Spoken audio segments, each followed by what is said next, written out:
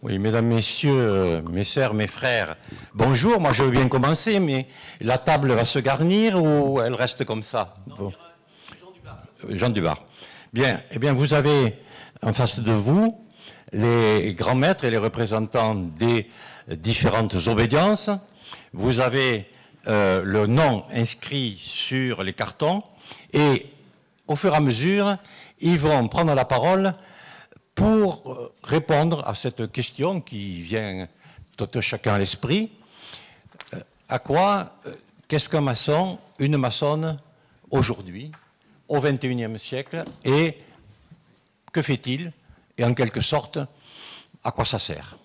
Être maçon, maçonne au XXIe siècle, voilà le thème commun qu'ils ont à traiter. Comme vous avez vu, ils sont nombreux. Je vais leur donner la parole à peu près 8 minutes chacun.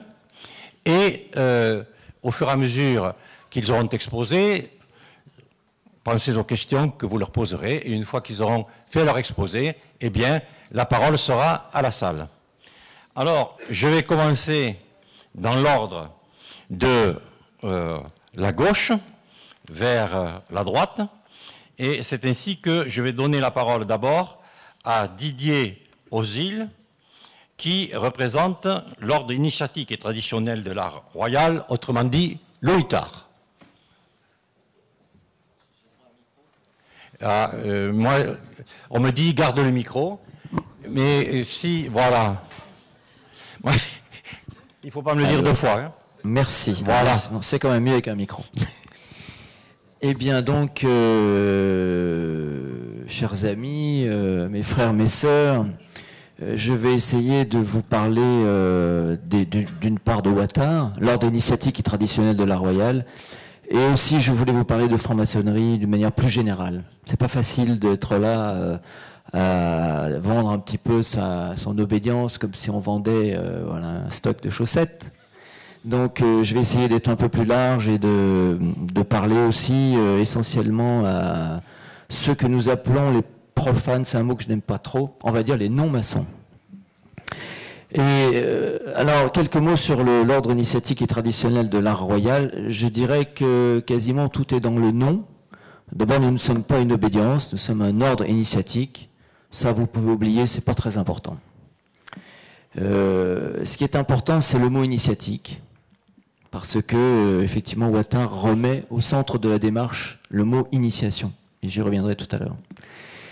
Ce qui est important aussi, c'est que nous sommes traditionnels, et nous sommes traditionnels depuis 40 ans. C'est-à-dire qu'en fait, nous sommes une obédience très jeune par rapport à certaines obédiences ici qui ont plus de 230 ans, plus de 240 ans. Donc nous sommes une obédience qui est née dans les années 70, et peut-être j'y reviendrai aussi parce que c'est un contexte qui est assez intéressant. Et surtout, nous sommes une obédience qui travaille avec un rite. Alors un rite, c'est quoi? C'est une manière de travailler, on va dire. Et notre rite, qui s'appelle le rite opératif de Salomon, a été écrit, c'est le seul rite qui a été écrit au XXe siècle. Les autres rites sont plus anciens. Et donc, le rite opératif de Salomon a été écrit par des frères qui ont relu les anciens textes, d'où le nom de traditionnel.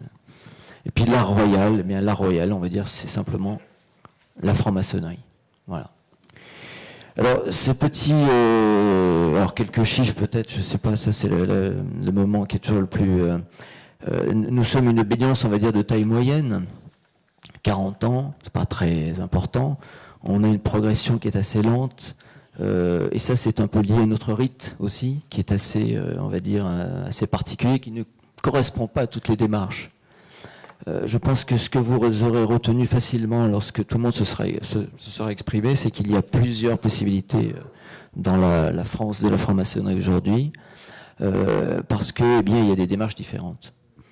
Donc, le rite opératif de Salomon est un rite assez exigeant, je dirais, parce que il a, peut-être je reviendrai un petit peu là-dessus aussi, il a des spécificités qui sont assez, voilà, qui font que ça ne correspond pas à ce que tout le monde recherche. Les trois choses que je voulais un petit peu, une fois qu'on a... Ah oui, j'ai dit que je donnerais quelques chiffres. Donc on a 70 loges à peu près. 70 loges et 1200 frères et sœurs. Ouais. déjà on est applaudi, c'est bien, c'est bon signe. Donc ça veut dire qu'on est vraiment une obédience de taille tout à fait moyenne et on le revendique, il n'y a pas de problème là-dessus.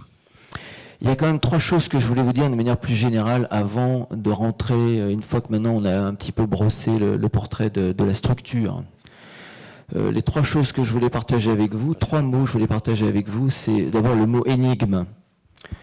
L'initiation maçonnique, donc ça a presque 3 siècles, mais il y a une part d'énigme, c'est-à-dire qu'on ne sait pas très bien. Alors évidemment, on peut se dire, bon, il y a l'initiation à l'informatique et il doit y avoir l'initiation à la franc-maçonnerie. Nous, évidemment, on ne se positionne pas vraiment comme ça, et on pense qu'on est vraiment des initiés, ce qui est quand même un terme un petit peu curieux. Et si je parle d'énigme, c'est parce que je pense que entrer en franc-maçonnerie, c'est accepter de se confronter à cette énigme. Il y a des tas de choses aujourd'hui dans le monde rationnel dans lequel nous sommes qui sont qui sont prédictibles, qui sont cadrés, qui sont carrés, qui sont La maçonnerie, non. Il y a une part de saut dans le vide, il y a une part de confiance, parce que quel que soit le temps qui me serait imparti, je crois que c'est valable pour tout le monde, je ne pourrais pas vous transmettre exactement ce que moi, ou en tout cas je ne pourrais vous transmettre que ce que moi je vois dans cette énigme. Et cette énigme, elle est différente pour chacun d'entre nous. Ça, c'était le premier mot. Le deuxième mot, c'est le mot pratique. La maçonnerie est une pratique, ce n'est pas une théorie. Ça, c'est très important. Quand on est franc-maçon, on va dans sa loge et on travaille. Et on n'est pas en train de se demander ce qu'est la franc-maçonnerie. On la pratique. Je prends un exemple peut-être plus facile pour expliquer ma pensée. Il se trouve que de manière tout à fait amateur, je suis dans un chœur, donc je chante dans un chœur. Et quand on se réunit, on chante. On ne fait pas de la théorie de la musique. La maçonnerie, c'est pareil. Si on n'est pas dans la pratique, évidemment, ça paraît extrêmement théorique et extrêmement intellectuel. C'est pas ça du tout. C'est vraiment se retrouver en loge et se mettre à travailler. Et le troisième mot que je voulais partager avec vous, c'est le titre d'un livre. C'est Le gai savoir des bâtisseurs. Alors, c'est un livre d'un frère, Daniel Berezniak, qui n'est plus avec nous aujourd'hui, qui est décédé, qui a été un des fondateurs de Ouattara. Et pourquoi je voulais partager ce titre avec vous? Parce que la maçonnerie, c'est le gai savoir. C'est-à-dire, ce n'est pas une recherche où on se morfond, on est dans une espèce de recherche. Voilà. On est heureux d'être dans une loge, on est heureux d'être dans une fraternité, puisque vous l'avez compris, dans une loge, on s'appelle mon frère, ma sœur.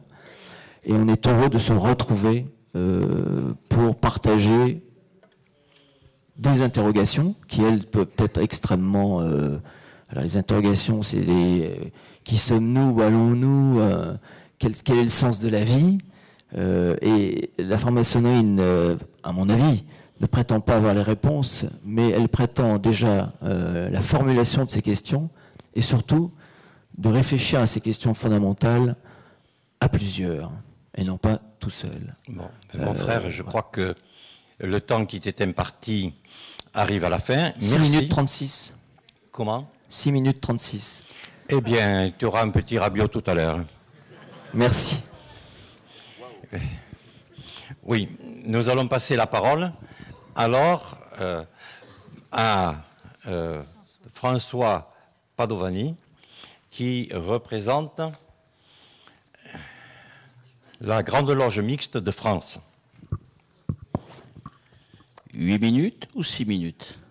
Entre les deux serait bien. D'accord. Dans un monde où tout semble à la dérive, où l'économie va mal, où la violence est quotidienne, où les idéologies extrémistes sont fortes et suivies, nous, francs-maçons, avons-nous une vision différente? Le parcours maçonnique est un chemin d'éveil. Pour autant, sommes-nous des êtres éclairés? À l'heure où les valeurs fondamentales se perdent, nous, francs-maçons, devons proposer un chemin différent. Mais que peut être la démarche maçonnique dans ce monde en effervescence? Ce parcours nous unit et nous rassemble pour faire tomber les barrières de l'égoïsme dans un altruisme raisonné, car notre avancée ne peut être que commune. De la richesse de nos échanges, nous sortirons grandis. Le cheminement de pensée perdurera au-delà de nos mots, car leur résonance nous éveillera sur des voies inconnues. Nous devenons autres sans percevoir le changement. Ce que nous percevons de l'autre vit en nous comme un reflet au-delà des yeux, au-delà même du regard. Personne ne naît qu'une seule fois. Dans cet éveil de nouvelle vie, la relation qui nous lie aux autres devient unique, sur un fondement commun, une histoire dont le parcours est le même, nos ressentis divergent, nos perceptions aussi. Le propre de la démarche maçonnique est que même si nos points de vue ne semblent pas converger, nous sommes conscients que c'est bien la diversité et la compréhension qui nous permettra de progresser. Le monde, la société nous conduisent à endosser des carapaces, à revêtir une multitude de casquettes, celles de notre sphère professionnelle, familiale, sociale, associative et autres encore. Mais derrière tous ces masques, que reste-t-il de nous-mêmes? La franc-maçonnerie nous offre la possibilité de laisser tomber toutes ces barrières dès lors que le jugement n'a plus de place. Ce qui nous rassemble est ce désir d'avancer. Cette conscience que le monde et la société tels qu'il est ne nous suffisent pas, que trop de questions restent en suspens et que des outils nous manquent pour tenter de trouver une parcelle de réponse. Nous aurions pu nous retirer en ermite au fond d'une grotte, mais seuls nous ne pouvons rien. Le savoir ou même la connaissance d'un seul humain ne permettra de tenter de percevoir le monde dans sa globalité. Je vais essayer de couper parce que comme je suis un peu long. Comprendre ce qui nous unit au lieu de chercher sans cesse ce qui nous sépare, s'appuyer sur des valeurs communes afin de tenter de construire une humanité meilleure et d'écrire ensemble notre chemin. Notre serment, notre engagement, nos rituels induisent inévitablement de grandes responsabilités. À chaque carrefour, nos choix sont le reflet de nous-mêmes. Peut-il y avoir 1000 bonnes actions? Compenseront-elles une seule mauvaise? Ce qui est communément admis par notre condition d'humain ne peut être ce voile derrière lequel nous pouvons nous cacher, car le bandeau est tombé à l'instant même où nous avons consenti à nous unir à une autre forme d'éveil de l'idéal humain. Notre devoir maçonnique est intimement lié aux valeurs de l'ordre, de l'être et du bien. Mise en ordre effective, pierre cubique des idéaux à poursuivre, des principes qui donnent les grandes orientations à l'action, qui fixent des attitudes, qui encadrent nos décisions dans un consentement librement choisi par chacun et éclairé. Le parcours maçonnique choisit le sacré et non le mystique, la transmission et non la doctrine, la liberté d'un chemin d'éveil plutôt que de suivre le pas d'un guide. Vivre dans un monde où la différence devient une force, où l'être en devenir ne sera jamais figé, où l'arbre de la connaissance n'évoquera plus le bien et le mal, mais juste l'accomplissement éclairé de l'être inachevé. Pourtant, si je m'arrête un instant, rien n'est plus précieux que la vie elle-même, que cette petite étincelle divine qui brille dans les yeux de nos enfants. Si notre destin n'est pas de leur offrir un monde meilleur, quel serait-il alors? Peu importe les idéologies, les idéaux, les croyances ou nos espérances, le tout est de savoir ce que nous laissons derrière nous. Notre évolution touche peut-être à son terme quand on regarde les conséquences de nos actes à l'échelle humaine. Mais peut-être être franc-maçon ou franc-maçonne au XXIe siècle, c'est aussi défendre la lumière, une épée à la main. Ce que la franc-maçonnerie peut apporter, elle le puise dans sa méthode, dans ses principes, dans sa capacité de transformation de l'individu par la progressivité initiative, dans ce potentiel de rayonnement de ses travaux au profit de la société profane. Si chaque instant est à jamais marqué par nos actions, alors nous devons être engagés dans notre devoir de citoyen, je dirais même plus, dans notre devoir d'humain. Arrêter de se voiler la face, rester dans un univers cotonneux et arrêter de fermer les yeux, car au final, le non-choix, l'absence de choix réel devient un choix aux lourdes conséquences. Comprendre qu'une humanité meilleure ne se fait pas seule, qu'au lieu de chercher sans cesse ce qui nous oppose, il est impératif de construire autour de ce qui nous rassemble. Le monde est souvent structuré en apprentissage, dans un schéma presque toujours identique, disciples et de maîtres, d'enseignants et d'élèves, de sachants et d'apprenants. Le parcours maçonnique est différent. Je n'enseigne pas, j'éveille. Et de fait, nous sommes des francs-maçons qui apprenons l'un de l'autre, qui avançons ensemble, qui nous enrichissons mutuellement au-delà même de la hiérarchie et des grades. Tous, nous employons à construire un édifice commun. Penser par soi-même, devenir un être qui s'affranchit des conventions pour construire un monde différent. Être franc-maçon, être franc-maçonne, c'est aussi laisser de côté, au bord de son chemin, tout ce que la société m'a imposé, qui n'est pas de nous ou en nous, qui ne nous correspond pas. Être franc-maçon, être franc-maçonne, c'est d'arrêter d'être juste le fils ou la fille, le mari ou la femme, arrêter d'incarner notre profession en permanence, laisser toutes ces casquettes qui nous collent à la vie afin de révéler l'être qui est réellement en nous, qui est caché bien au fond de nous-mêmes, qui n'est que nous, qui n'est que moi. Comprendre que le savoir et la connaissance sont deux choses différentes, rassembler les contraires pour leur apprendre la vie. Mais c'est avant tout comprendre et défendre les valeurs fondamentales telles que la laïcité, la mixité et la solidarité. C'est avant tout devenir un citoyen du monde, conscient des enjeux d'aujourd'hui et de demain.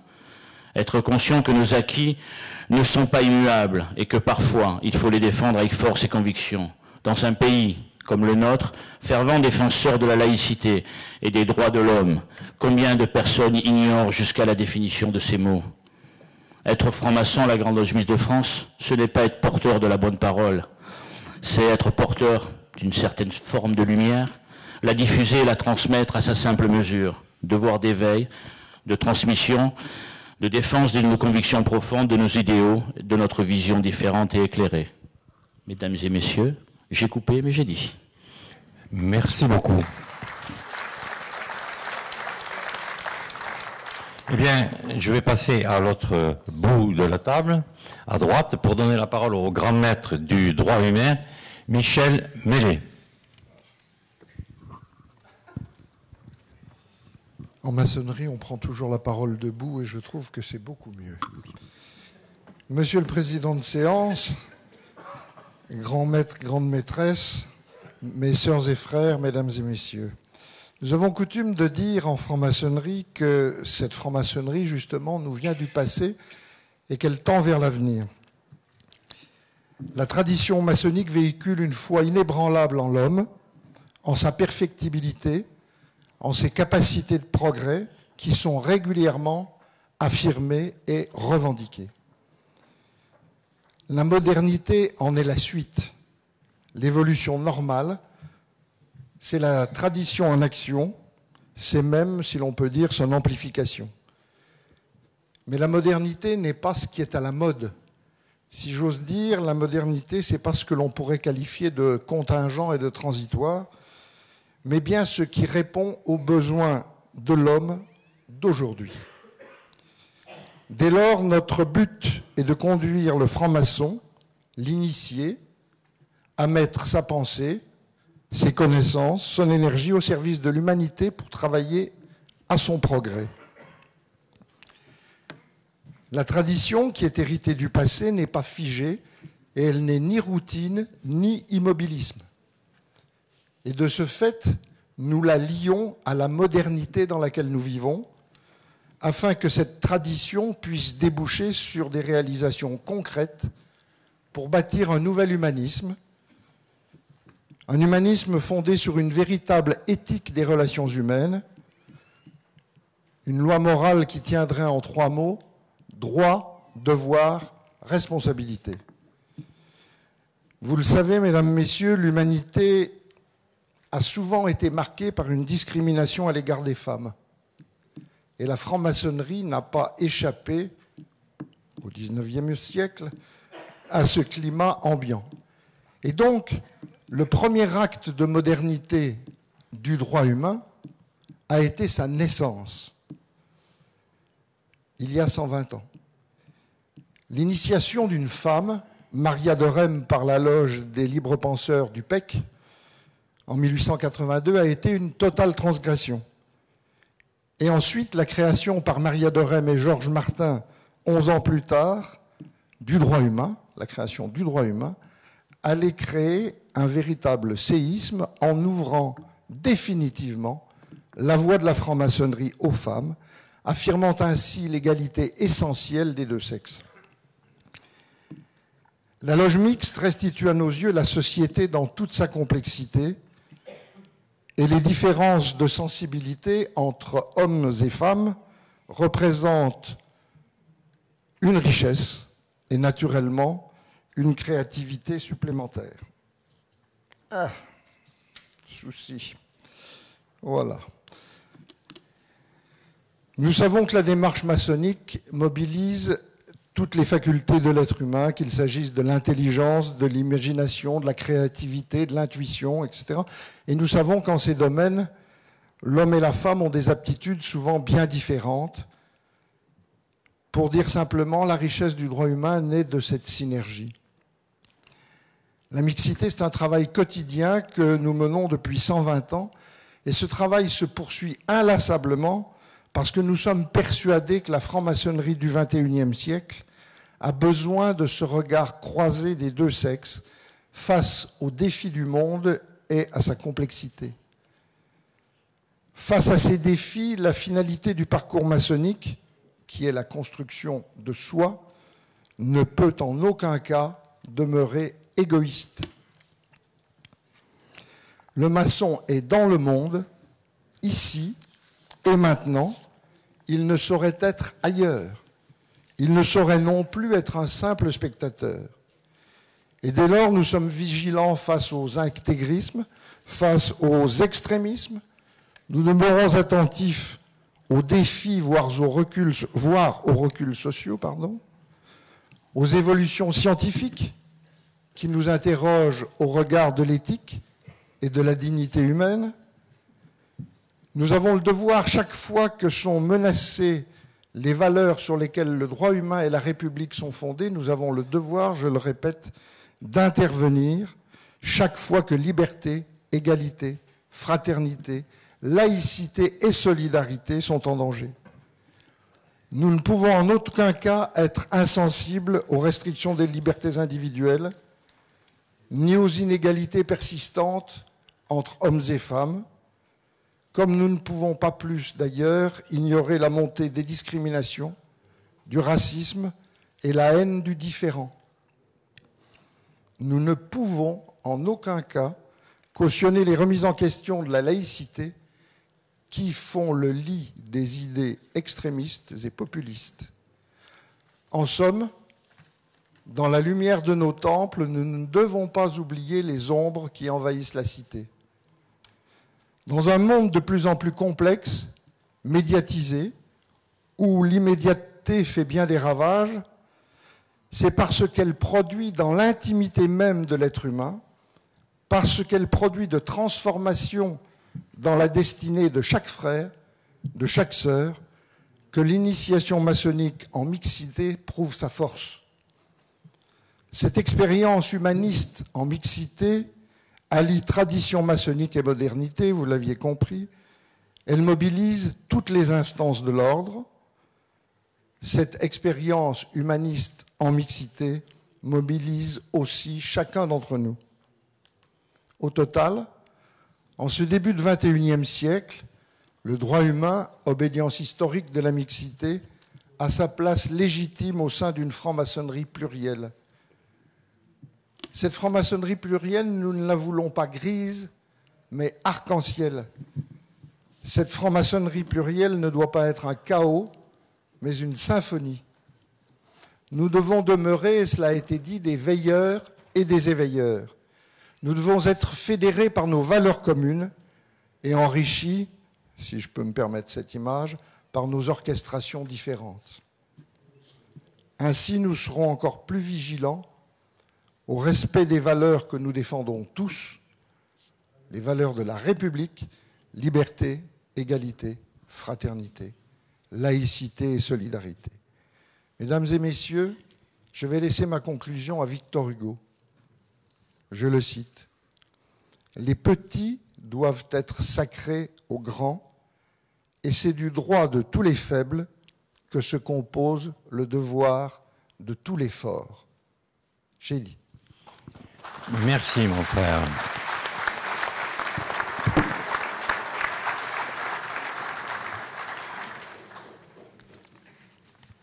Le temps a été strictement respecté.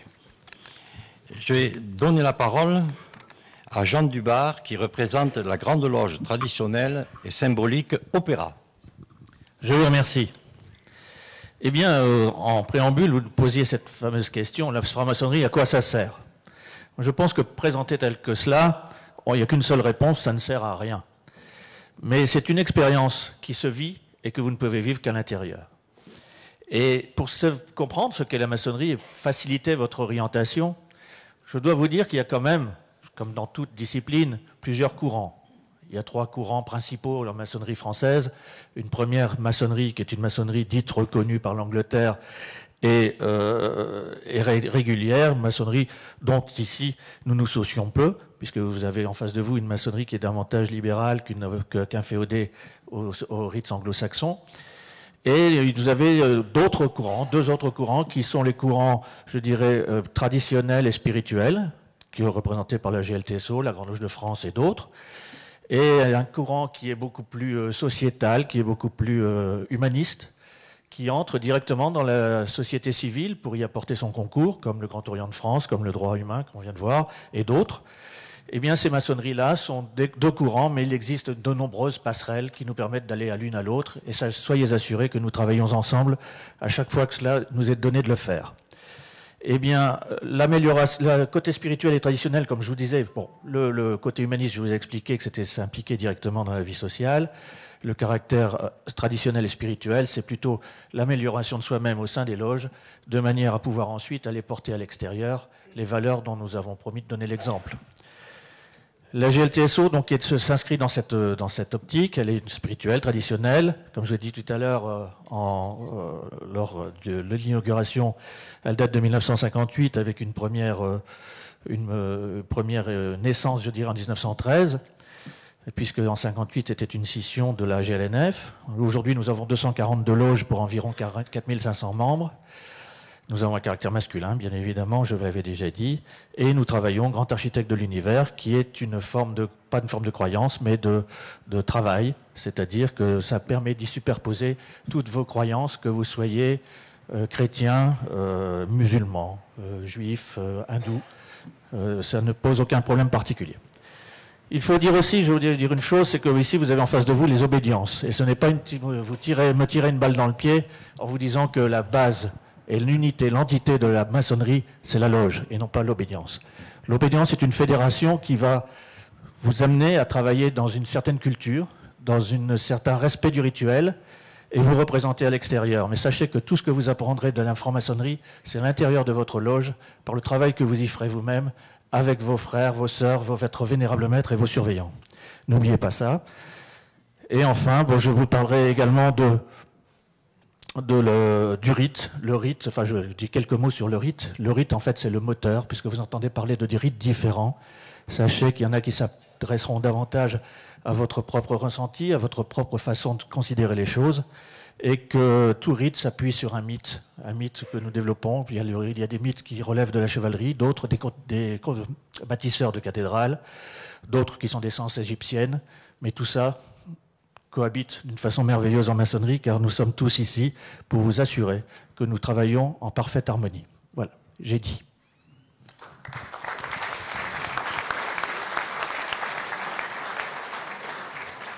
Merci, mon frère.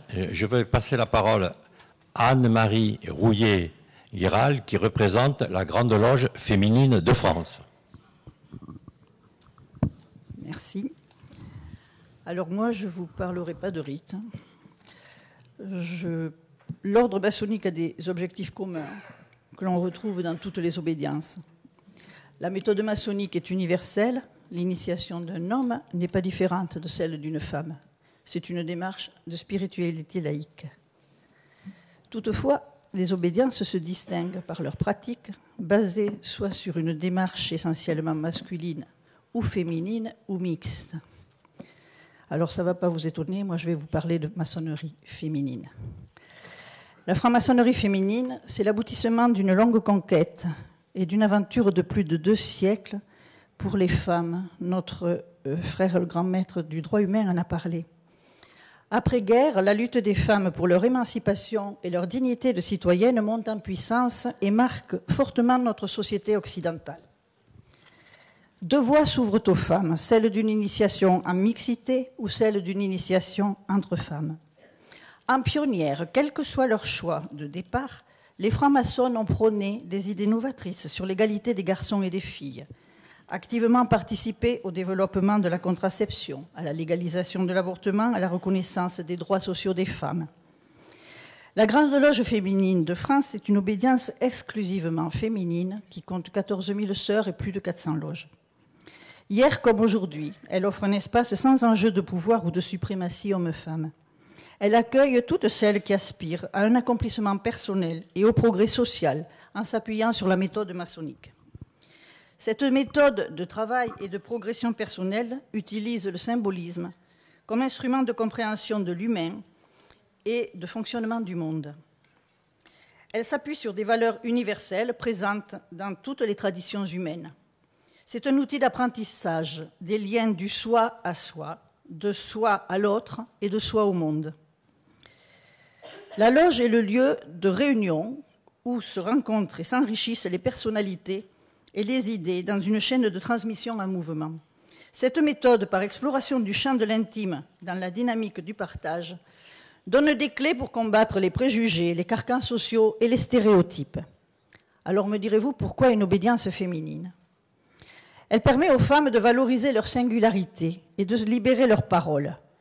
La loge est un lieu privilégié où elles peuvent s'épanouir, trouver leur voie, dégager des pressions et préjugés sociaux et culturels. Le partage entre femmes, forcément différentes, et les confrontations fécondes qui en découlent, leur permettent d'accéder à une meilleure compréhension de soi et du monde. Les conquêtes des femmes pour leurs droits sont fragiles et d'immenses batailles sont encore à mener de par le monde.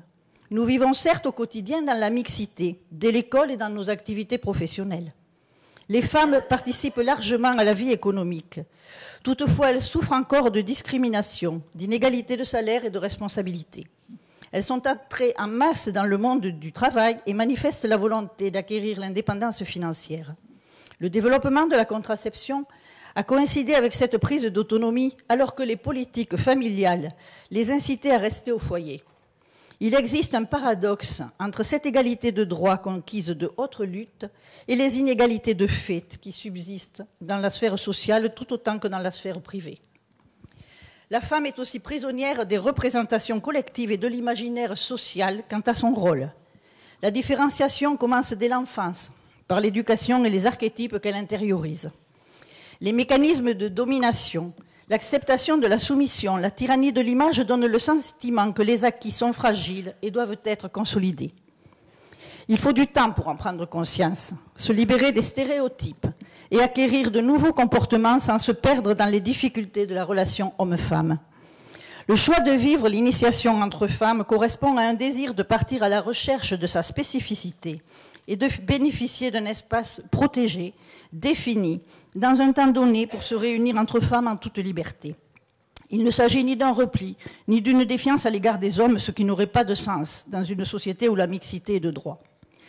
Les obstacles rencontrés depuis l'origine par des femmes désireuses de pratiquer des activités maçonniques ont retardé, certes, leurs légitimes aspirations, mais celles qui ont choisi d'intégrer la franc-maçonnerie féminine ont conscience de la nécessité de forger une véritable parole de femme, peut-être encore à inventer. La démarche initiatique est un chemin de vie, fait de remise en cause et de doute, indispensable à la construction de soi. C'est une progression qui peut peut-être s'épanouir plus facilement dans une intimité féminine propice au travail de vérité sur soi-même. Les francs-maçons sont aujourd'hui plus que jamais conscientes que l'ordre du monde contemporain appelle beaucoup de vigilance de leur part. Le monde globalisé évolue à un rythme qui nous dépasse. Les bouleversements scientifiques nous placent sous un nouvel éclairage. Il est plus que jamais nécessaire que les femmes apportent leur intelligence, leur savoir, leur vision, leur capacité au même titre que les hommes.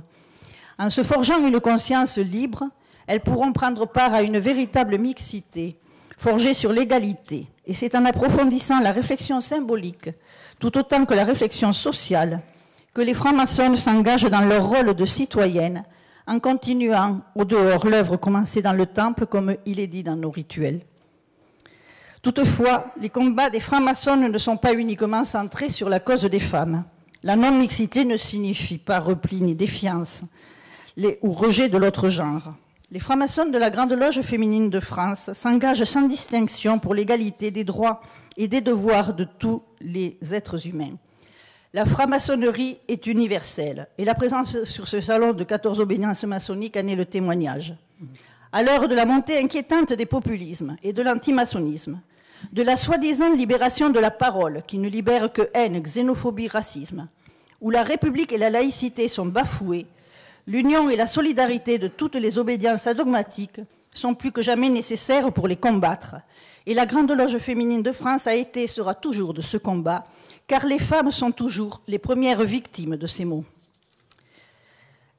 Elles aspirent à construire une société harmonieuse et équitable, responsable, appuyée sur les valeurs de liberté, de tolérance, de laïcité, de respect de l'ordre et de soi-même.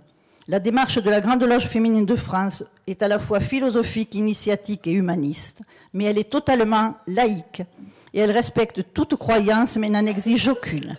Elle refuse les dogmes. Sa devise est, comme pour la plupart des obédiences maçonniques, celle de la République française, liberté, égalité, fraternité. Je vous remercie.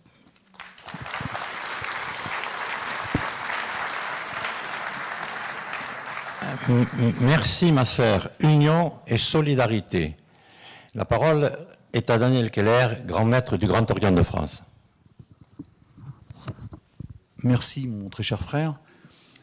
L'intérêt, quand on est le dernier à intervenir, c'est qu'en fait, tout a été dit, donc je ne vais rien ajouter, je ne peux que me rallier aux différents exposés qui vous ont été faits, à une exception près, puisque la Grande Loge de France n'a pas pu se joindre à cette manifestation. Vous avez la représentation de ce que j'appelle le CAC 40 des obédiences maçonniques françaises. Voilà, elles sont la plupart...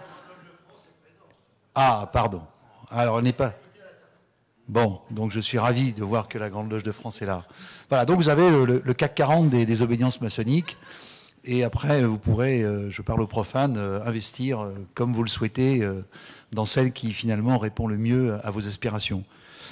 Bon, sur la question de la franc-maçonnerie au XXIe siècle, à quoi ça sert, je ferai simplement un petit rappel historique, parce que je crois que la question, elle s'est toujours posée aux francs-maçons, et en tout cas, cette question, elle s'est posée au moment même où la franc-maçonnerie est née.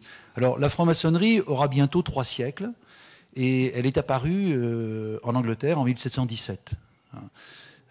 Ce n'est pas le fruit du hasard, et en réalité, les hommes qui se sont rassemblés pour finalement constituer le premier rassemblement maçonnique, ce qui n'était pas encore tout à fait une loge maçonnique, ils l'ont fait avec une idée très simple, c'est qu'ils voulaient créer les bases d'une sociabilité nouvelle dans un pays qui avait été pendant un siècle ravagé à la fois par des guerres civiles et des guerres de religion, l'Angleterre du XVIIe siècle. Et l'idée première, précisément, de la franc-maçonnerie, cette idée, elle est toujours pertinente aujourd'hui, c'est justement de créer les conditions d'une vie sociale apaisée, fraternelle, où les individus ne s'entre-déchirent pas. Voilà. Et c'est la raison d'ailleurs pour laquelle les maçons anglais avaient dit dans une loge, on ne parlera ni de politique ni de religion. On mettra ces deux questions-là de côté, parce que c'est comme ça que naît la discorde. Bon. Cette ambition-là de créer une sociabilité nouvelle, elle est toujours, encore une fois, comme je le disais, elle est toujours pertinente, elle est toujours d'actualité. L'harmonie, l'entente humaine n'est jamais définitivement acquise, et l'ambition permanente des francs-maçons, elle est précisément de permettre à des individus qui ne se connaissent pas, qui sont les uns à côté des autres, de se rassembler pour faire société. Voilà. Ça paraît une idée de base. Le deuxième élément intéressant, on va le trouver notamment au moment où le Grand Orient de France se constitue dans la formation qui est la sienne aujourd'hui, en 1773. C'est l'idée qu'une société, pour être véritablement une société fraternelle, une société juste, doit être une société démocratique. Alors, en 1773, c'est évidemment une idée pré-révolutionnaire, puisque les francs-maçons qui vont se rassembler au sein du Grand Orient de France vont indiquer que la base de cette sociabilité, ce seront des mécanismes électifs. Voilà. Et il n'y aura plus de noblesse ni de tiers-état. Voilà. Donc il faut avoir présent à l'esprit cette véritable dimension révolutionnaire de la maçonnerie, parce que au moment où ça se met en place, la société ne vit pas comme cela. Et cela permet aussi de définir ce qu'est évidemment l'ambition de la franc-maçonnerie, c'est d'anticiper un monde meilleur, d'anticiper une société à venir. Bon. 1773, 1789, les francs-maçons n'ont pas fait la révolution, contrairement à ce qu'on a raconté, mais en tout cas, leurs idées ont préparé un terrain qui va évidemment se développer tout au long des décennies suivantes. Alors, la grande différence entre 1717 et 2013, ou même le début du XIXe siècle, c'est qu'évidemment, à cette époque-là, il n'y a pas de parti politique, il n'y a pas de syndicat. Et, pour prendre aussi une comparaison avec le XIXe siècle, les idéologies n'ont pas commencé à occuper le terrain. La seule idéologie, on peut dire, contre laquelle la franc-maçonnerie va effectivement devoir un peu guerroyer, c'est l'idéologie de l'Église, puisque très rapidement, l'Église va excommunier les francs-maçons, parce que justement, les francs-maçons développent une philosophie de la liberté de conscience, et rejettent les dogmes. Voilà. Donc, mais en dehors de cela, la franc-maçonnerie se développe à un moment où il n'y a effectivement pas de parti politique, pas d'idéologie constituée. Évidemment, la situation au XXIe siècle est très différente, et le XXe siècle en particulier a été le siècle des grandes idéologies. C'est pas un hasard si Lénine avait expliqué qu'on ne pouvait pas adhérer à la Troisième Internationale socialiste et être franc-maçon, c'était incompatible. Bon, voilà. Donc aujourd'hui, où en sommes-nous ? Aujourd'hui, on est dans une situation où globalement, la franc-maçonnerie, elle retrouve, je dirais, un certain lustre, parce que il y a un certain désenchantement dans nos sociétés vis-à-vis des idéologies, vis-à-vis des partis politiques, vis-à-vis de toute forme d'engagement. Et précisément, nous sommes peut-être revenus à une époque qui, sans être comparable avec le XVIIIe siècle, est une époque qui redonne à la franc-maçonnerie une certaine vocation à dire aux hommes et aux femmes de bonne volonté, nous sommes peut-être les artisans de la réflexion d'une société plus pacifiée, plus juste, meilleure, qui fasse l'économie du passage par la violence et qui permette, encore une fois, à chacun et à chacune de travailler sur ce qui nous rassemble plutôt que sur ce qui nous oppose. Bon. Voilà un peu, si je devais résumer en quelques mots, l'ambition très générale. Après, chacun, évidemment, chaque obédience le décline à sa manière, mais en toute hypothèse, des origines au XXIe siècle, l'ambition de la franc-maçonnerie, c'est toujours de travailler à la construction d'une société qui soit une société dans laquelle les individus réalisent à la fois leur liberté et leur passion. Voilà. Merci.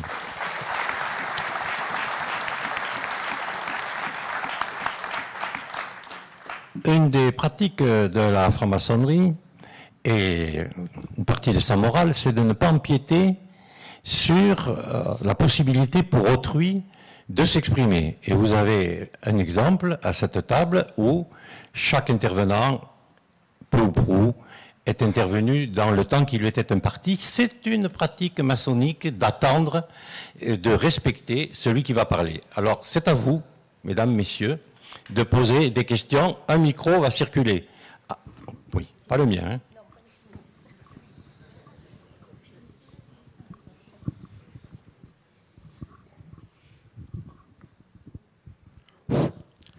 Oui, bonjour. Si j'ai bien compris, le franc-maçon est quelqu'un qui respecte des règles assez strictes dans sa loge, les règles du rituel. D'autre part, le franc-maçon respecte aussi une tradition. J'ai entendu longuement parler de tradition. Alors, la tradition peut être quelque chose qui peut sembler figé. Au nom des traditions, on pratique l'excision des petites filles en Afrique, par exemple. Donc, je me demande quel est ce paradoxe qui permet aux francs-maçons de se dire libres tout en respectant le carcan des règles du rituel, et qui peut se permettre de se dire progressiste tout en respectant cette tradition. Je vous remercie. Qui veut répondre? Peut-être mon frère là-bas qui a été lésé tout à l'heure. Tu veux hein? Eh bien, c'est une très bonne question. Effectivement, j'ai évoqué tout à l'heure le nom de Ouattara qui est ordre initiatique et traditionnel, et le mot tradition a beaucoup d'importance. Alors comment est-ce qu'on peut, par rapport à des textes du XVIIIe siècle, être dans la modernité? Je crois qu'on est dans ces textes-là par rapport à une relecture de ces textes. C'est-à-dire qu'on ne les applique pas à la lettre. Il est bien évident que si un frère du XVIIIe siècle revenait parmi nous aujourd'hui, il ne comprendrait absolument pas ce que l'on fait.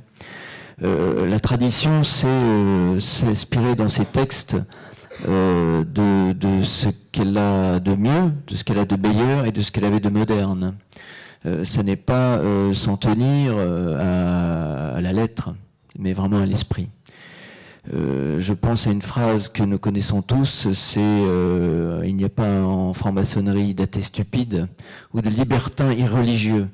Alors, lorsqu'on prend cette phrase au pied de la lettre, ça veut dire qu'il faut absolument être croyant pour être en franc-maçonnerie, alors qu'évidemment, ce n'est plus le cas aujourd'hui.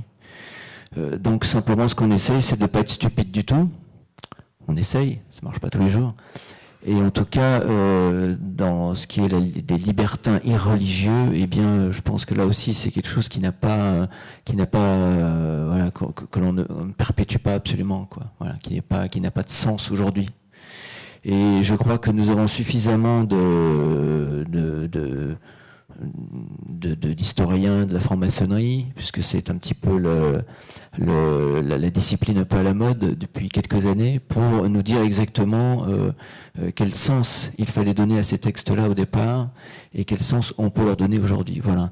Donc je pense qu'il peut y avoir une tradition et que cette tradition peut être revue, réécrite et réinterprétée pour qu'elle soit dans une totale modernité. Voilà. Je ne sais pas si je peux dire plus. Sur la règle, paraît-il. Oui, la question du rapport à la règle est intéressante parce que les francs-maçons n'obéissent qu'aux règles qu'ils se sont données. Hein, c'est une société rousseauiste un peu. Voilà, il faut relire le contrat social, la théorie de la volonté générale. Finalement, on ne se contraint que dans un consentement collectif. Donc ces règles ne sont pas des dogmes.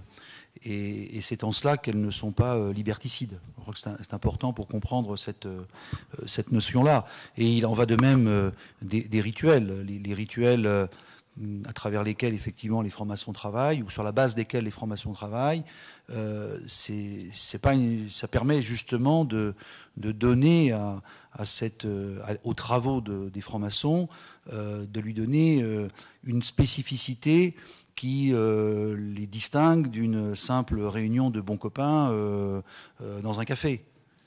C'est encore une fois, le rituel, il a une vertu transformatrice, c'est-à-dire qu'il a pour effet de faire en sorte que le travail des francs-maçons ne se confonde pas avec, disons, des méthodes purement profanes. La salle. Bonjour. Malraux disait, au XXe siècle, il disait que le XXIe siècle serait religieux ou ne serait pas. Je pense qu'il en parlait au sens de religare, c'est-à-dire être relié, peut-être entre nous-mêmes, être relié peut-être avec quelque chose de transcendant. Est-ce que la franc-maçonnerie peut répondre à cette question? Et si c'est le cas, en quoi peut-elle y répondre? Merci.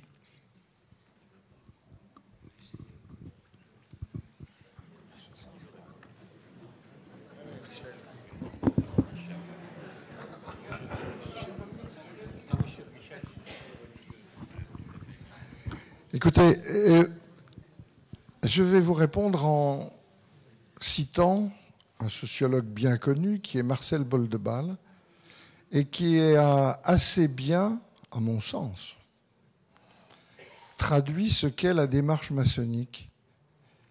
Il l'a décrit en 3 étapes. La première est la reliance à soi. La seconde est la reliance à l'autre, auquel on se frotte. C'est en se frottant que les pierres se polissent. Et la troisième qui est la reliance au monde. Ce qui, à la fois, décrit bien la démarche de la construction de soi-même, tout l'intérêt que l'on peut avoir dans cette construction et pour cette construction à se frotter, entre guillemets, à l'autre. Et ensuite, quel est notre but, au fond?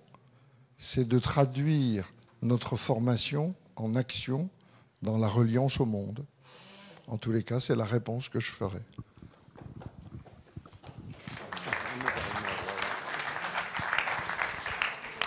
Non, mais c'est intéressant la phrase que vous citez de Malraux, parce que bon, c'était évidemment un auteur très préoccupé par la question de la transcendance. Alors, on pourrait dire effectivement, est-ce que l'œuvre de Piero della Francesca aurait été possible sans que l'on croie en Dieu?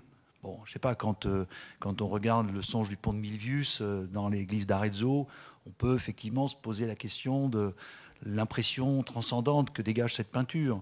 Mais je crois qu'il faut distinguer deux choses. Et en tout cas, au Grand Orient de France, la règle est de dire les conceptions métaphysiques sont de l'appréciation individuelle de chacun de ses membres. C'est-à-dire qu'il faut distinguer ce qu'est le travail maçonnique et le besoin de spiritualité que chacun peut avoir.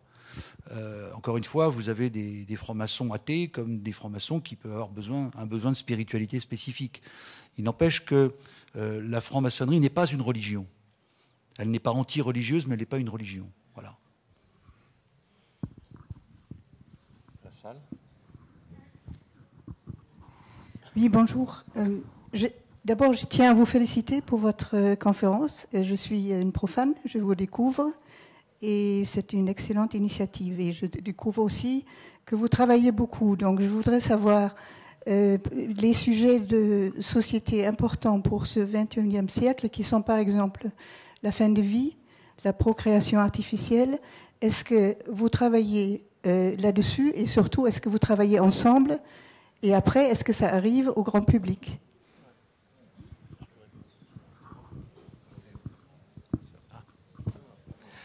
Oui, effectivement, nous travaillons beaucoup sur des sujets sociétaux et des sujets comme ce sujet qui est la fin de vie, la bioéthique. Et il y a dans chaque obédience une commission qui est désignée pour travailler avec des gens qui sont compétents. Généralement, on choisit parmi pour ces commissions des philosophes, des hommes de loi et des médecins, puisque c'est à peu près dans ces trois éléments-là qu'on va arriver à tirer un peu la quintessence de ce qu'on pourrait, de notre interprétation de ces problèmes qui touchent notre conscience. Et effectivement, ces travaux après sont communiqués au législateur qui en fait ce qu'il en veut, bien évidemment, mais je peux vous dire que la loi Leonetti, qui a été remodifiée à plusieurs fois, a été une grande partie du travail de la franc-maçonnerie, et nous pouvons en être fiers, parce que c'est ça qui a fait avancer les choses. Un peu trop lentement, à notre avis, puisque la dernière mouture n'a pas apporté ce qu'on espérait d'elle, mais bon, on continue à travailler et à fournir dans ce domaine. Oui, en ce qui concerne la Grande Loge féminine de France, je vais compléter. Effectivement, beaucoup de ces problèmes touchent les femmes, encore plus particulièrement que l'ensemble de notre humanité. Et donc, nous travaillons aussi, il y a une commission spécifique sur les droits des femmes et une autre sur la laïcité qui travaille dans ce domaine. Et nous travaillons aussi sur ces points-là au niveau de l'Europe, avec un institut maçonnique européen de la Grande Loge féminine de France qui commence à être écouté au niveau de l'Europe et qui commence à entendre la voix des femmes. Et pour compléter ce que vient de dire notre frère Daniel tout à l'heure a dit qu'ici vous aviez le CAC 40, et le CAC 40 des loges maçonniques est souvent consulté par les commissions, soit l'Assemblée nationale, soit les commissions nationales qui travaillent sur ces sujets. À la salle, peut-être. Je voudrais juste dire qu'aujourd'hui, on a l'impression, et ce n'est pas qu'une impression, que l'évolution scientifique fait que le champ de tous les possibles est ouvert. Et le rôle du scientifique, c'est de les explorer tous. Mais c'est du rôle du citoyen, c'est le rôle du citoyen de dire ce qui est acceptable ou ce qui ne l'est pas. Et c'est dans cette optique que nous menons notre analyse, de manière à voir si ce qui est offert, si je puis dire, est compatible avec les valeurs sur lesquelles nous sommes tous d'accord, que sont la liberté, l'égalité et la fraternité. Nous attendons des questions.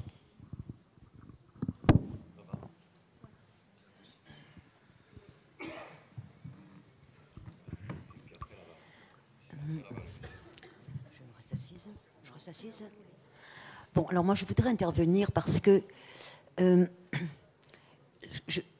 que je constate un petit peu, c'est que, en fait, ça a été dit par notre frère Jean Dubar, on a l'impression qu'il y a au fond des obédiences qui s'occupent plutôt de spiritualité, d'autres qui s'occupent plutôt d'humanisme. Et ce que je pense personnellement, et ceci pour avoir travaillé un certain temps dans les archives du droit humain, puisque je fais partie du droit humain, c'est qu'au fond, ce que j'ai constaté, une loge va bien lorsqu'elle marche sur ses deux jambes.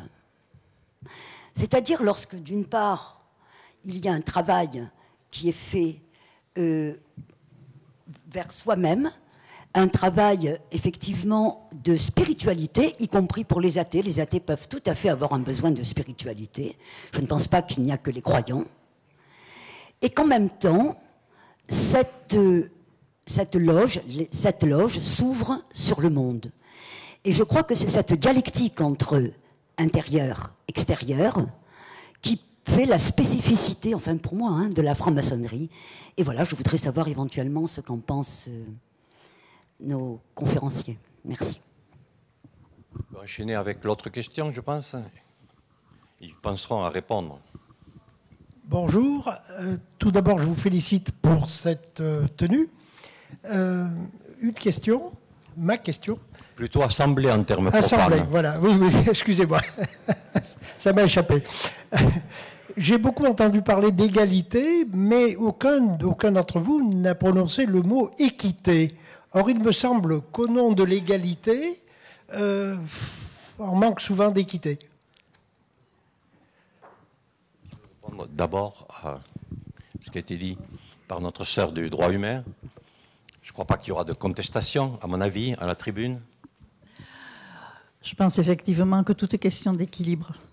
Dans une loge, comme dans la vie, comme dans tout, il est toujours nécessaire de maintenir un équilibre. Et c'est vrai que si dans nos loges, on travaille à travailler sur nous-mêmes, on travaille aussi à travailler sur la société, indirectement et directement. Donc je pense que c'est une question qui est générale à toutes les obédiences. Alors bien sûr qu'on voit plus sur l'extérieur, puisque à ce qui se passe à l'intérieur, il n'y a que nos loges et nos obédiences qui s'en rendent compte et qui le voient. Mais dans toutes les loges, et vous le disiez, c'est vrai, il faut marcher sur deux pieds, c'est-à-dire avoir un équilibre entre les deux démarches.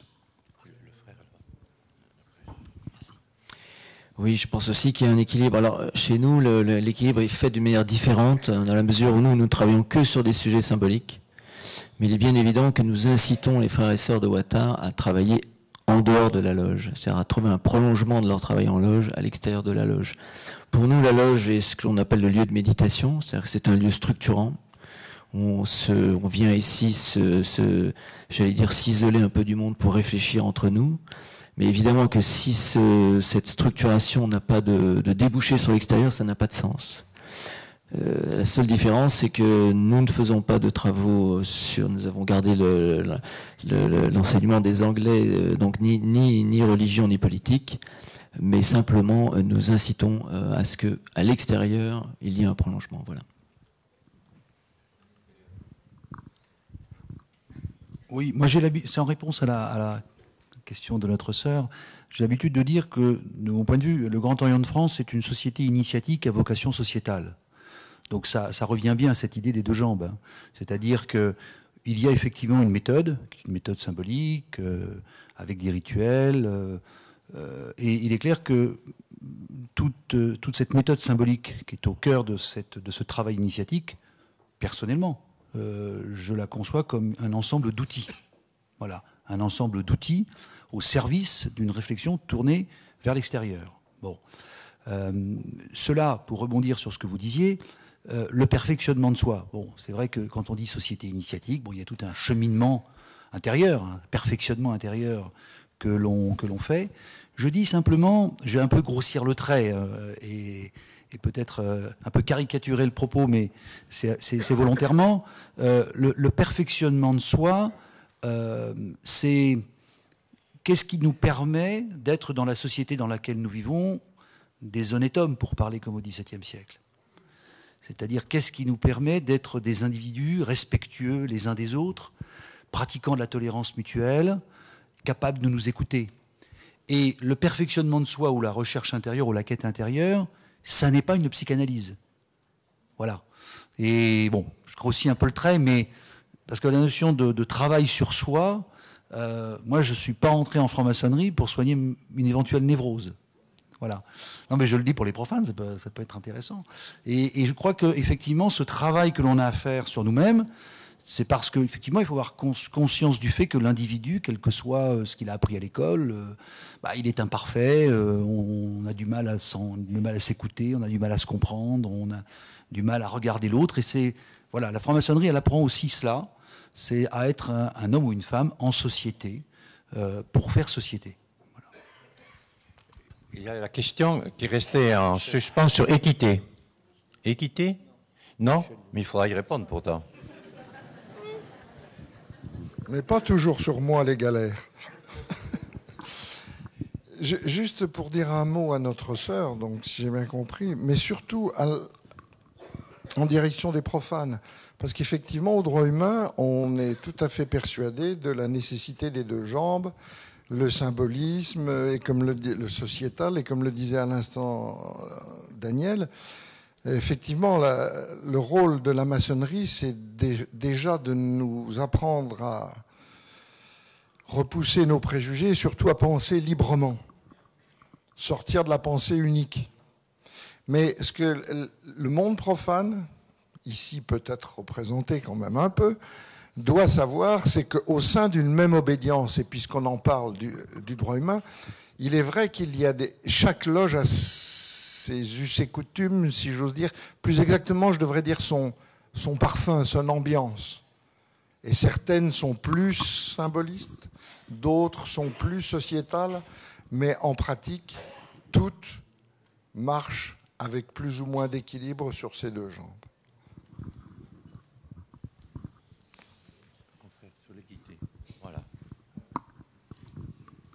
L'équité. Très bon sujet. À la Grande Loge Mixte de France, on est très sensible à l'équité pour une simple raison. Lors de sa création en 1982, il nous fallait un modèle. Le modèle s'appelait le droit humain. Et pour donc cette création, il nous aurait paru facile de prendre une phrase magnifique de Georges Martin et Maria d'Erasme qui disait « La franc-maçonnerie mixte est la meilleure école où l'homme et la femme apprennent à s'organiser ensemble. C'est une école de justice et d'équité. » Donc c'est pour cela, sur ces fondements précis, que la Grande Loge Mixte de France a été créée. C'est vrai que l'égalité est très importante, c'est vrai que toutes les valeurs sont magnifiques, mais ça nous paraissait, nous, très important, cette équité. Et à la Grande Loge Mixte de France, on la met en place, on la met en œuvre, à tout temps, à toute heure. C'est les phrases que vous connaissez. Et nous les mettons vraiment en application parce que c'est très important. Il suffit un jour de vous pencher sur l'histoire de la GLMF, sur l'histoire où vous verrez que l'équité, par exemple au sein des grands maîtres, est réelle. Ce n'est pas uniquement une mixité ou une parité ou quoi que ce soit, mais vous verrez que l'équité est quelque chose de très très important au sein de la Grande Loge Mixte de France. Après, quand on a parlé de la balance, de l'équilibre, un des symboles qui me plaît le plus souvent, c'est la balance. Je ne sais pas si vous imaginez la balance, vous avez le fléau, vous avez les deux plateaux de la balance, et vous avez une barre qui tient ces deux plateaux. Cette barre s'appelle tout simplement le talent. Il est vrai qu'en justice, il faut avoir du talent pour faire basculer ce plateau d'un côté ou de l'autre. Mais nous, francs-maçons, le seul talent que nous avons, c'est d'être en équilibre sur ces deux plateaux et de marcher sur notre pauvre mosaïque, et d'être vraiment en équilibre. Et ceci est le travail de nos loges, ceci est le travail de nos obédiences. C'est vrai que les obédiences dans lesquelles nous travaillons tous ensemble, parce que le schéma, ma sœur, que tu as fait au sein du travail de la loge, de travailler à l'extérieur, nous ensemble, le fameux 440, nous travaillons énormément tous ensemble sur tous les sujets de société très importants, et il est vrai que c'est l'un des éléments fondamentaux. Bien, la salle. Voilà, le micro là-bas. Est-ce qu'on peut le... Ah non, là-bas. Très bien. Et puis après vous. Oui. Mesdames et messieurs, mes sœurs, mes frères, je me pose la question suivante parce que dans le discours que j'ai entendu chez chacun des des représentants des obédiences, force est de constater que beaucoup d'entre vous ont soulevé ce problème intéressant de désillusion de la société aujourd'hui, de désenchantement, de peut-être difficulté chez certains à essayer de croire en une spiritualité ou en humanisme. Et d'un autre côté, j'ai aussi entendu dans vos discours une grande recherche, et c'était le thème de la dernière question, d'équité, d'égalité. En tant que jeune franc-maçon, je me pose la question suivante. Je suis sûr que vous la voyez venir. À savoir, les obédiences aujourd'hui n'ont pas toujours une politique, ou du moins si elles en ont une, moi pour ce que je sais au Grand Orient en tout cas des efforts sont faits, et je me tourne vers les autres obédiences pour savoir un petit peu de quoi il en est. Y a-t-il une politique des obédiences de tourner un petit peu plus un discours vers la jeunesse qui, dans le monde profane, comme je peux le constater souvent, par le biais d'autres associations, et souvent aussi, elle en proie avec ces combats-là, mais n'a pas forcément peut-être toujours les bons interlocuteurs en face, et parfois peut se laisser emporter par des prédicateurs ou des personnes qui n'ont pas forcément des bonnes intentions. Donc, je voudrais savoir dans quelle mesure pourrait-on faire un effort envers la jeunesse en tant que franc-maçon et essayer de rajeunir un petit peu les colonnes.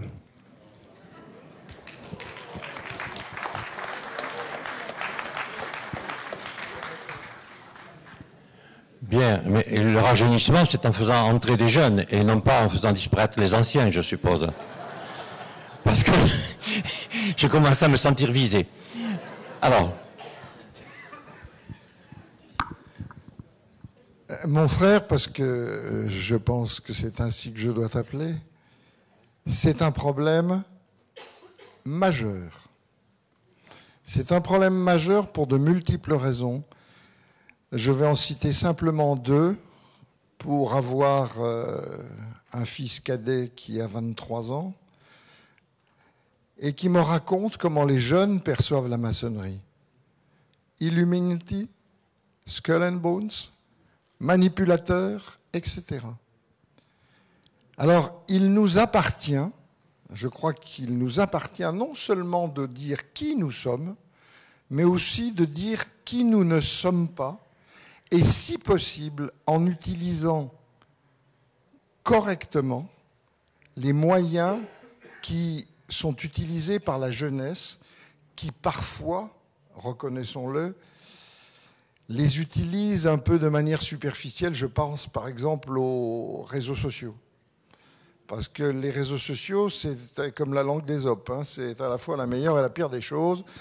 Donc il faut y être extrêmement prudent, mais en tous les cas, au droit humain, nous avons ce souhait, mais que je pense partagé par toutes les obédiences, de nous ouvrir aux jeunes pour une raison toute simple. C'est que les jeunes sont peut-être déjà, mais à coup sûr seront les adultes de demain, et que dans la maçonnerie, il y a non seulement la tradition que l'on a évoquée, la modernité que l'on a évoquée, mais il y a aussi la transmission. Et c'est que si nous croyons vraiment à notre idéal, il est indispensable que d'autres reprennent le flambeau.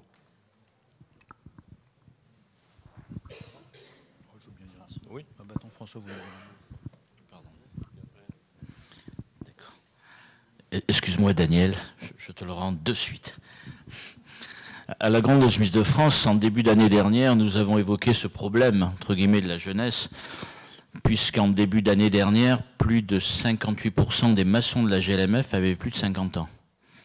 C'est pas énorme, c'est pas vieux, j'ai plus de 50 ans maintenant, donc tout va bien, je me situe dans cette tranche. Nous avons œuvré sur plusieurs chantiers qui nous paraissaient intéressants. L'un des plus intéressants, nous avons effectué une conférence dans une faculté de droit, non pas, bien sûr, sur les valeurs de la République, parce que nous n'en avions pas le droit, foncièrement. Il y a un rapport qui est sorti il n'y a pas si longtemps que ça sur tout ce qui était homophobie, racisme au sein de tout ce qui est l'éducation nationale. Et nous sommes intervenus à ce sujet-là, tout bêtement, tout simplement. Et à la fin, nous avons dit, nous, francs-maçons, nous n'agissons pas comme ça, et on a commencé à développer, à débattre avec eux. Ça a été quelque chose de très intéressant. Je ne vais pas dire qu'à la suite de ça, la jeunesse est revenue. Mais en l'espace d'un an, nous sommes sur plusieurs chantiers comme ça. Les derniers chiffres, rien que sous couvert de notre frère grand secrétaire là-bas, les derniers chiffres rien que sur les profanes en instance à la Grande Loge Suisse de France, donc depuis le mois d'août, nous avons 741 profanes en instance. C'est rien d'édifiant par rapport à d'autres obédiences, je pense. Mais là où c'est intéressant, c'est que là, nous avons inversé totalement la courbe. Nous avons 58% de moins de 50 ans. Nous avons 17% de moins de 30 ans. Et le reste de 30 à 40. C'est quelque chose pour nous de fabuleux. Actuellement, la Grande Loge Suisse de France a à peu près aux alentours de 5000 membres. Dans les, on va dire, 600 en dessous de 30 ans. C'est pour nous un élément exceptionnel. Oui, sur la question des jeunes, si on n'arrive pas à en recruter, c'est pas le cas au Grand Orient. Je vais y revenir, mais bon, on peut s'en prendre qu'à nous-mêmes. En général, on n'a que les échecs qu'on mérite. Hein, c'est souvent comme ça. Donc c'est vrai que on a entrepris un travail déjà depuis quelques années au Géo, consistant à aller. Moi, je dois revenir au mois de janvier faire une conférence publique à la fac de Toulouse. Bon, voilà, si on veut intéresser les jeunes, il faut aller là où ils sont. Donc, il faut accepter le débat. Il faut un peu déringardiser la franc-maçonnerie, parce que c'est vrai que au départ, pour des jeunes qui ont une vingtaine d'années, ça peut paraître un peu surprenant. Donc, voilà, il faut aller, je crois, il faut descendre dans l'arène. Il faut accepter de parler sans trop de formalisme de ce que nous sommes, de ce que nous faisons, comment nous travaillons. Après, je constate qu'au Grand Orient, là encore, beaucoup des impétrants ont souvent moins de 35 ans, donc ça c'est important. C'est vrai que l'âge moyen d'entrée au Grand Orient, c'est entre 30 et 35 ans, hein, plutôt 35 ans. Bon. Alors en même temps, il faut être engagé dans la vie active. Or, les jeunes sont étudiants depuis maintenant sur une période de temps qui s'allonge pour ceux qui font des études, hein, souvent. Il faut être dans la vie active, il faut avoir du temps. Hein. La maçonnerie, c'est quand même chronophage. Hein. On vous demande de venir 2 fois par mois travailler dans votre loge. Alors, vous pouvez être absent une fois, mais enfin, si vous êtes tout le temps absent, ça va pas aller. Donc, c'est chronophage. Donc, il faut pas avoir des contraintes professionnelles parce qu'on commence sa vie professionnelle, des contraintes de famille parce qu'on a des enfants en bas âge. Enfin, il y a un ensemble de paramètres, voilà, qui jouent. Donc, je trouve que c'est bien. Et puis, d'avoir justement des entrants qui ont dans la trentaine. Après, à nous aussi d'imaginer vis-à-vis des étudiants des dispositifs qui leur permettraient, disons, d'être franc-maçon sans pour autant que ça coûte trop cher. Hein. Être franc-maçon au Grand Orient de France, ça va coûter entre 350 et 400 euros par an. C'est à la fois peu et beaucoup. Hein. C'est peu pour celui qui a les moyens, c'est beaucoup pour un jeune qui est étudiant et qui ne travaille pas encore. Donc là aussi, on a un effort de réflexion à faire pour disons, faciliter ce genre de situation. Voilà, maintenant, c'est à nous de faire la démarche et d'aller vers les jeunes. Avec la philosophie qu'il faut que les jeunes qui rentrent restent et non pas qu'ils s'en aillent. Donc ça, c'est en quelque sorte la question qui se pose dans les loges.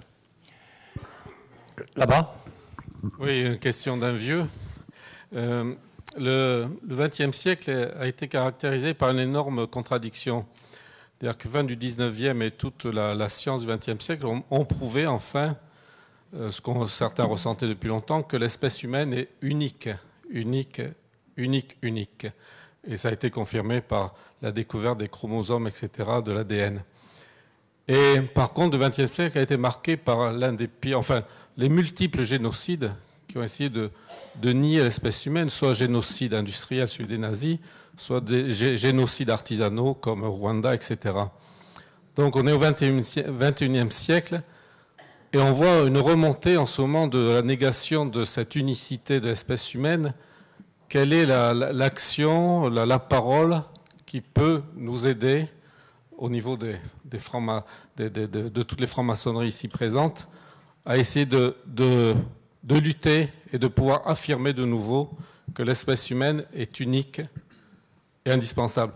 Sauver la planète, peut-être, elle se sauvera d'elle-même, mais sauver l'espèce humaine unique, c'est peut-être une des grandes interrogations du XXIe siècle. Qui veut répondre ? Qui veut aider à sauver ? Moi, je répondrai un peu à cette question d'une manière qui conviendra peut-être pas, mais peu importe. On sait très bien que si l'on regarde l'évolution de l'espèce humaine, nous sommes tous des Africains. OK. Il y a une seule espèce humaine. Très bien. Et donc nous disons, pas de racisme, etc., etc. Mais si demain les scientifiques nous disaient, parce que ça peut arriver, ah, on s'est trompé, on a mal compté sur les chromosomes, etc. Enfin bon, ça a été le bide du siècle. En fait, il y a plusieurs espèces, plusieurs races, etc. Bon. Est-ce que ça suffirait pour justifier le racisme, la haine de l'autre, la différence? Sûrement pas. Et donc, je crois que c'est ça le message un des messages que transporte la maçonnerie, c'est que nous sommes différents, parce que même si nous sommes de la même espèce, nous sommes tous différents, et on sait très bien combien c'est difficile de se frotter à la différence. Mais c'est ça que doit nous apprendre la maçonnerie. C'est à accepter l'autre comme il est, surtout parce qu'il est différent. Parce que si c'était le même, déjà il n'y aurait pas de mérite, pas de difficulté. Et puis ça serait bien trop simple, et on n'est pas en maçonnerie pour faire simple. On n'est pas là non plus pour faire compliqué. Ne me faites pas dire ce que je n'ai pas dit.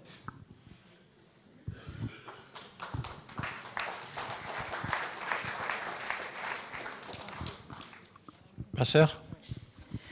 Je voudrais ajouter à ce qui vient d'être dit, qu'en maçonnerie, avec nos outils, on arrive à nous enrichir en loge de nos différences. Si nous utilisons ces outils à l'extérieur et si nous les transmettons sans forcément crier partout que nous sommes francs-maçons, mais nous pouvons les transmettre autour de nous, on s'apercevra que tout compte fait. On peut aussi vivre harmonieusement avec nos voisins. Mais c'est une tâche que chacun a la responsabilité d'avoir et d'accomplir au quotidien, et actuellement plus que jamais, par rapport à ce qu'on entend dans nos voisins, chez nos amis, ce qu'on voit circuler sur le net et qui est inadmissible. Alors n'admettons plus l'inadmissible nous-mêmes, déjà ça sera un progrès. Le temps avance, pour les maçons et leurs amis comme pour les autres. Encore une ou deux questions maximum. Mais, mes amis, mesdames, messieurs, cette table ronde nous a permis en fait de considérer nos valeurs transversales, je dirais, que sont bien évidemment la liberté, l'égalité, la fraternité. On y rajoute les deux valeurs essentielles aussi que sont la laïcité, la fraternité, et finalement leur lien entre le travail, la quête intérieure et la recherche de ce monde meilleur. La question précédente qui a été posée, qui considère finalement la jeunesse, est contenue dans la question que je vais poser. Ces valeurs que je viens de nommer, je dirais s'opposent, non pas s'opposent, mais sont contraintes fortement avec deux évolutions fondamentales et importantes de notre société, que sont l'immédiateté et le pouvoir de l'argent. Et la jeunesse y est parfaitement confrontée. Alors, la question de l'immédiateté, pour le franc-maçon, bien évidemment, elle s'oppose quelque part à ce rapport au temps que nous prenons et qui est pris dans les travaux. Alors, comment faire parmi les obédiences en travail transversal, comment faire pour considérer, s'accrocher, j'oserais dire rapidement, tout en respectant le travail des uns et des autres, et en particulier le travail symbolique, comment faire pour s'accrocher rapidement à ces contraintes que sont pour moi l'immédiateté et le pouvoir de l'argent.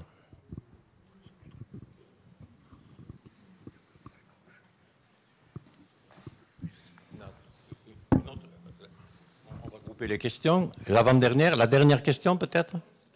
Bon, alors on répond à cette question. Oui. Non, mais sur les contraintes de l'immédiateté, je crois que la franc-maçonnerie, telle que moi je la conçois en tout cas, elle n'a pas vocation à être une réaction permanente aux sollicitations immédiates que l'on voit fleurir tous les jours. Peut-être vivons-nous dans une société qui vit sous la tyrannie de l'immédiateté, et c'est peut-être d'ailleurs une de ses principales faiblesses. Donc je dirais qu'à l'inverse, la franc-maçonnerie, sa vocation, c'est de réintroduire le sens du long terme. Et bon, évidemment, le fait de de réintroduire le sens du long terme, d'essayer d'anticiper la société ou le monde des 20 prochaines années, ne signifie pas pour autant que nous vivons sur une île entourée d'eau. C'est clair que nous devons garder en tant que francs-maçons notre capacité d'indignation et en tout cas rester très vigilants par rapport à toutes les atteintes que l'on peut constater ici ou là, notamment au pacte républicain et aux valeurs de la société que l'on défend. On ne peut pas évidemment rester inerte quand on voit aujourd'hui certains débordements de langage et quand on voit comment sont brocardées certaines personnes. Je ne vais pas revenir sur tout ce que vous avez pu lire ou entendre dans la presse ou à la télévision. Donc c'est clair qu'il faut avoir cette capacité un peu dialectique, d'être vigilant sur le présent, de savoir s'indigner et en tout cas de rappeler quand c'est nécessaire les principes qui sont chers et fondamentaux aux francs-maçons, tout en gardant notre énergie intellectuelle pour travailler sur la société de demain. Voilà comment je répondrai. Et sur le pouvoir de l'argent, bon, encore une fois, la franc-maçonnerie, là aussi, dénonce, c'était une expression qu'employait mon prédécesseur, dénonce toutes les cléricatures. Bon, mais le pouvoir de l'argent fait partie de ces fléaux sur lesquels nous avons à travailler et contre lesquels nous devons combattre. C'est clair que le pouvoir de l'argent est très certainement un facteur d'inégalité croissante et d'injustice toujours plus flagrante. Donc, il y a une réflexion à conduire sur la régulation de la richesse, sur les égalités et l'équité, sur toutes ces questions-là. La réponse ne se trouve pas tout écrite à l'avance, mais en tout cas, c'est le sens du travail que l'on doit faire, sachant qu'encore une fois, la société juste de demain n'existe pas encore et il faut peut-être l'inventer. Alors pour tous ceux qui, dans la salle, ne seraient pas ni des sœurs ni des frères, je vais leur citer juste un petit quatrain qui n'est pas d'aujourd'hui, qui est de 1737. C'était écrit par Nodot et qui disait « Pour le public, un franc-maçon sera toujours un vrai problème qu'il ne saurait résoudre à fond qu'en devenant maçon lui-même. » Mesdames, messieurs,